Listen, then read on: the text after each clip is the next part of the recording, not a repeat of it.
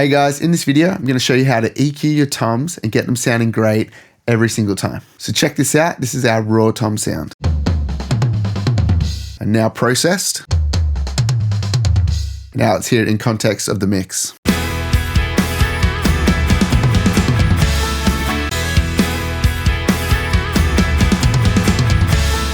Now, I think it goes without saying that if the source tone is good, it's not going to be as hard to get a great tone out of it. So if you've got a good drummer, good sounding drum kit, some quality mics, then this is going to be nice and easy. Okay, so let's have a look at our rack tom settings. Now, I've reset the EQ on here so I can show you exactly what I like to do, but I've left a little bit of compression and some expander on here to tidy things up and get our drums a little bit punchier.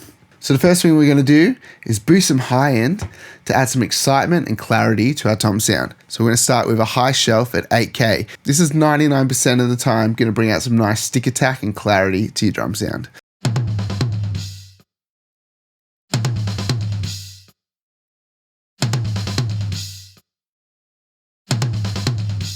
So around there sounds pretty good to me. So we've got about 11.5 dBs boost on an 8K high shelf. So the next frequency we're going to look at is around 5 kilohertz. This is going to give us some nice upper mids punchiness to the tom. We're going to make our band a little bit narrower, and then we're going to boost this up.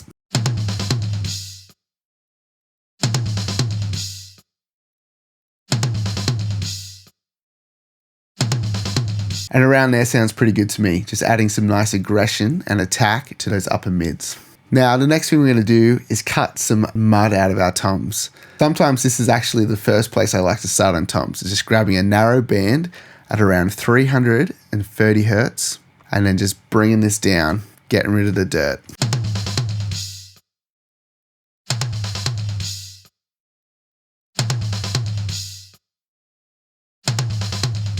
So around there, really cleaned it up nicely. Now, the next thing we're going to do is bring some of our low end back into the sound. Now we've boosted some high end, we've cut some of those low mids, but we just need to boost up the fundamental note of the tom now to really make it shine. So our rack tom, probably going to be sitting around roughly 100 to 120 hertz. So let's try around 120 with a bell, and we're going to boost this up.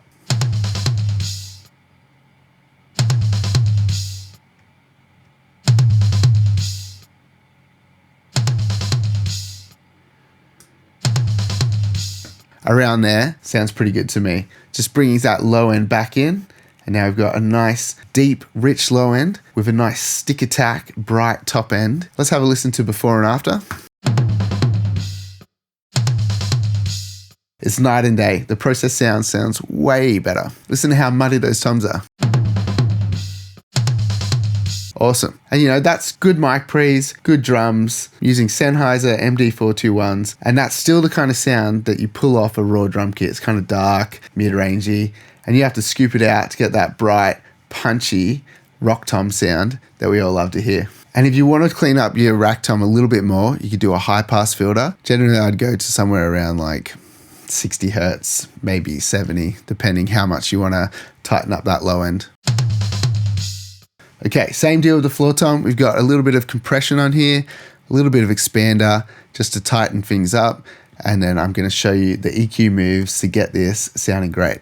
So we had the same mics on the floor tom, so we know what to expect tone-wise coming from our mic. So we can pretty much copy all of the EQ moves that we did on our rack tom. So 8K, let's boost this up around 11.5 dB.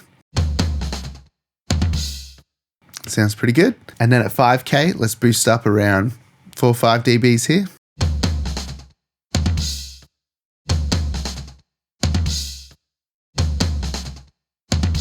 Now let's cut some low mid mud out of this. This is where it might change slightly. We're going to check around that 300 hertz region, but sometimes it can be closer in the 250 hertz to 200 hertz. You just got to sort of sweep around this area a little bit to find that dirty spot.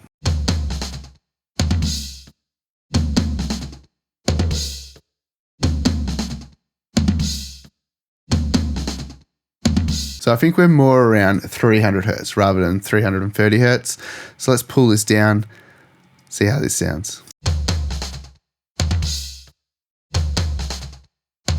So So I've got about a 10 dB cut there. Now let's bring in some of that low end again. Now a floor tom is a lot deeper sounding.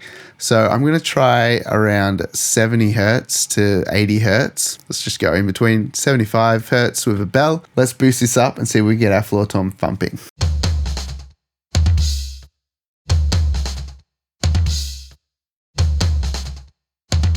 Let's hear before and after.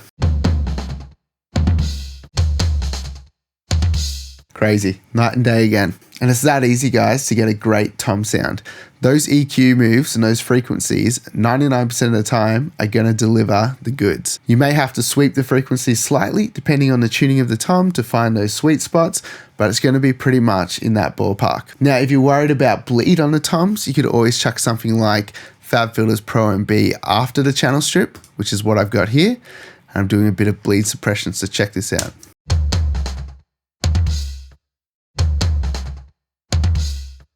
Just deals with a little bit of that cymbal bleed coming through after, and once it's in the mix, you can't even tell it's there. And then the last thing I might put after my toms is a limiter, just to rein it in and just rounds it out a little bit in a pleasing way.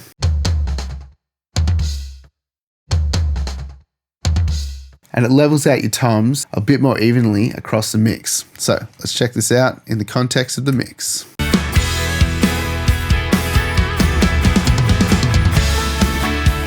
Thanks for watching, guys. I hope you found this useful. Make sure you hit that like button, subscribe to the channel, and turn on notifications. Stick around and follow the link to the next video if you want to see how to get your drums really slamming. Catch you guys in the next one.